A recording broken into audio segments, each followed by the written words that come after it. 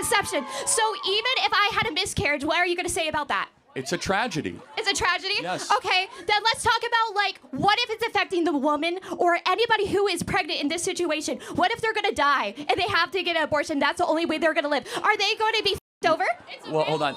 Just so we're clear, that's only a couple thousand cases a year. No. And so, yes, it is. Have you seen how many individuals have already died because they haven't been able to get abortion care? Abortion in the life of the mother can be put aside as something that needs to be considered. However, it's not always necessary. But let's talk about the main thing, because there's over 1.5 million abortions every single year that don't involve rape, incest, or life of the mother. Yeah, 1.5 million. Yes, but let's just ask you a very simple question.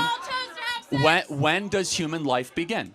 When does human life, in my personal opinion, is going to start around the second trimester, a little more farther along. But let's get to this. Most individuals that are having abortions are going to be mothers that cannot afford it. They usually have already 2 to 3 kids and a lot of time. So it's acceptable to be able to murder your young if all of a sudden you don't have the money to support them.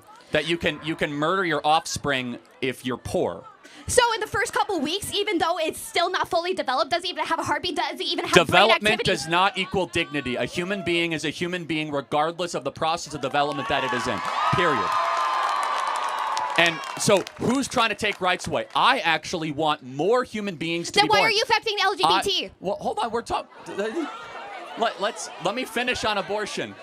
I want more human lives, which, by the way, hilariously, would be more women would be born, because the right to life is paramount. You're trying to take rights away because you're okay with the massacring of little humans. Back to LGBT.